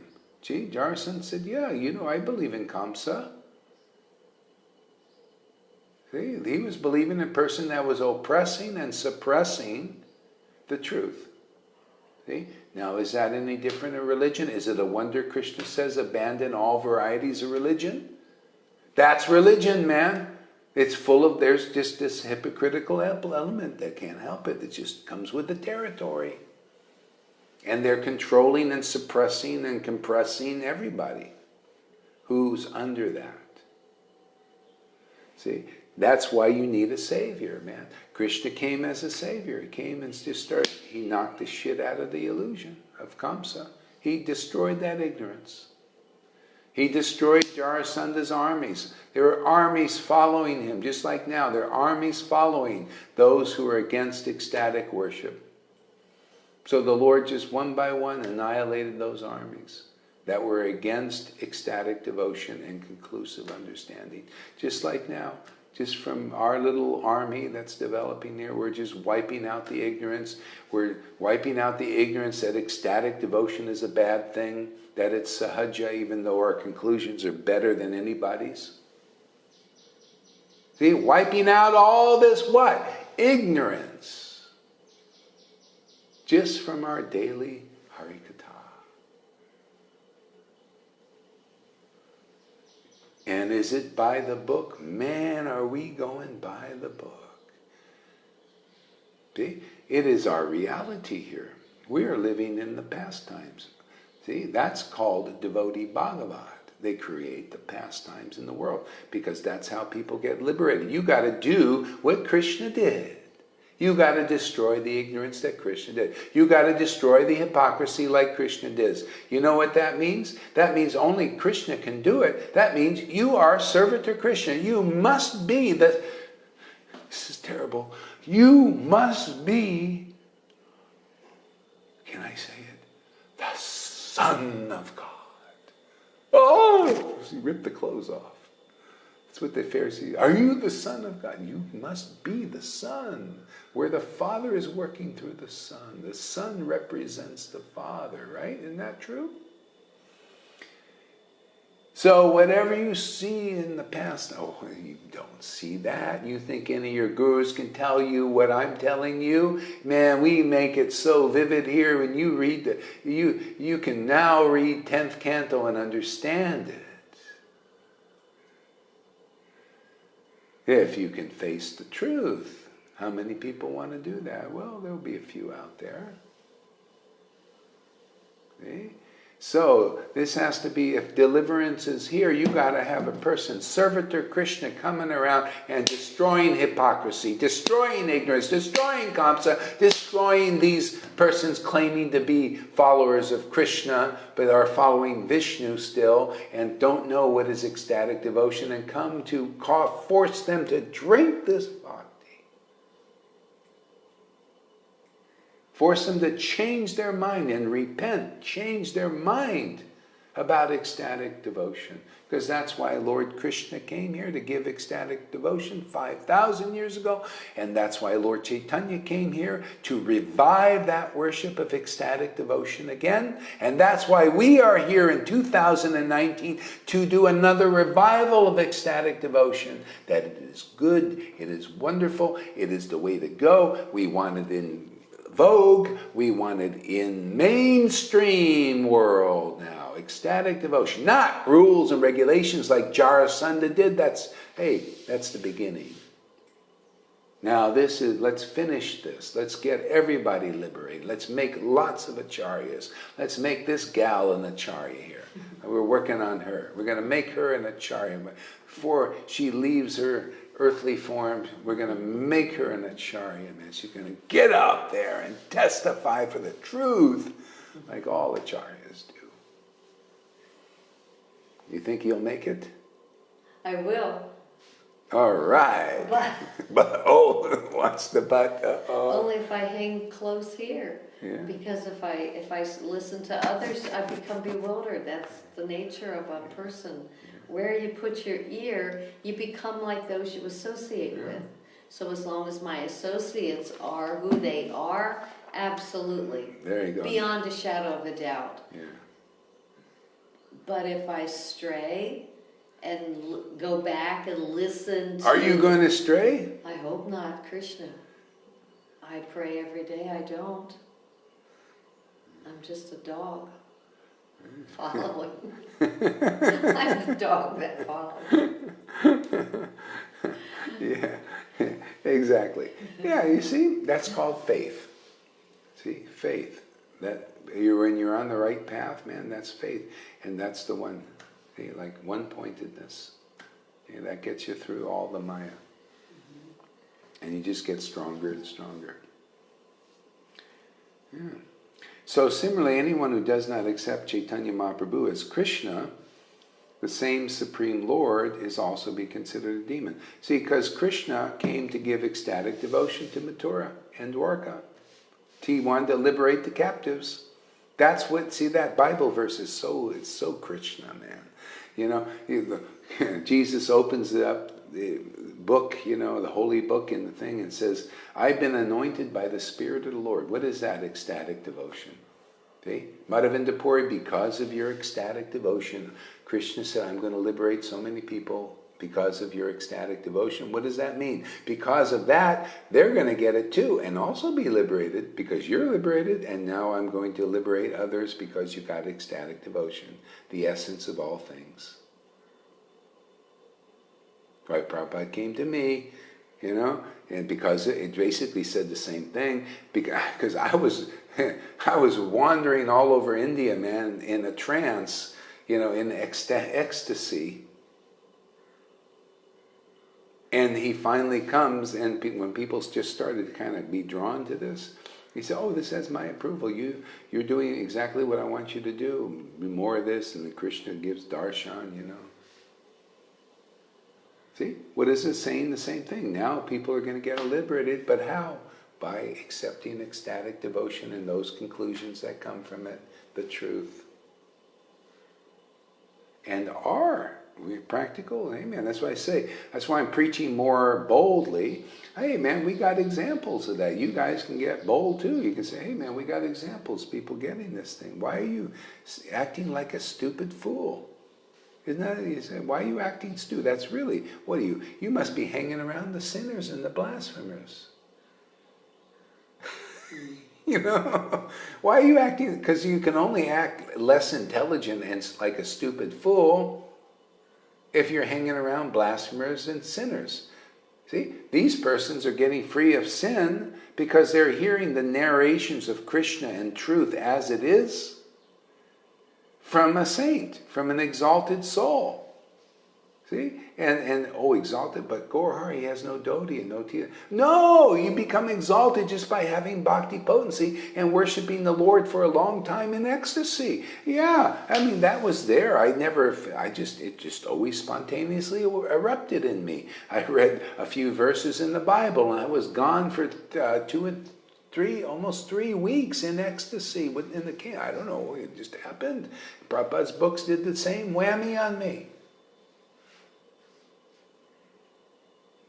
And that makes you a saint, and people are becoming saints here too. They're getting that ecstasy in them, and we were seeing, hey man, look at the Yohan. He's starting to become like a saint. Look at he is so in line, man. He has faith in Guru, faith in Krishna. The purports of the Vedas are revealed, just like the book says. He is a living book now.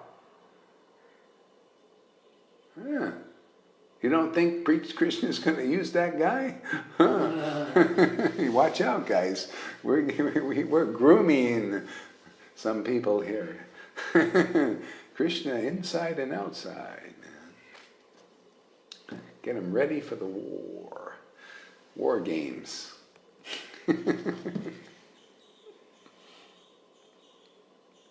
So, similarly, anyone who does not accept Chaitanya Mahaprabhu as Krishna, the same Supreme Lord is also to be considered a demon. And so now practically how that shows up, because this is, everybody said, well, we accept Krishna, we accept Lord Chaitanya, therefore we're not demons. Yeah, but you see, Krishna came as a living devotee, Krishna came as God, but he came as a person, right, in living color. Lord Chaitanya came as a person in living color, right? His devotees come as in a live form. See? Then that's when the test is. Not like people can say now, oh, will you accept Krishna and Lord Chaitanya? Yeah, there's no problem. And still be in that position of like the little demoniac in them. How? Well, that's why the Lord sends his living devotee. They're servitor Krishna and do the same result. And then you get the same hypocrisy if it's there. Oh, we accept Krishna over there on the altar and Lord Chaitanya, but we don't accept you. Oh, you're still contaminated, my friend. Maya still got you. Oh, we don't believe that. We want to be the preachers and the teachers. Oh, ecstatic love. Oh, that's for many lifetimes. We're not into that. We can't deliver that. We don't have that. But, we still need your money. We still need your worship. How else are we going to sell shoes? That's beneath me. I'm not here to sell shoes. I never had a job in my life, and I just, kissed enough butt. Now I'm Guru. Dave. Studied the Vedas and I fulfilled the checklist there. Oh, yes. Oh, but, ecstatic devotion, we don't know what that is, nor do we give any respect to it, but we represent Krishna. Is there a wonder why you see no ecstatic devotion out there? Is it surprising why you see it here in many devotees? Growing? Even as many of the cuss words I used in this thing, the devotion still grows. Why is that? See? Because it's a real transcendental tree here. Transcendental fruit grows from it. See? Jesus was heavy. People don't know. The devotees were also intense. And the intensity is here. They've lost sight of intensity. They don't know what it is. So on that, we'll end this. Hare Krishna, everybody. If you have any questions, put them up here.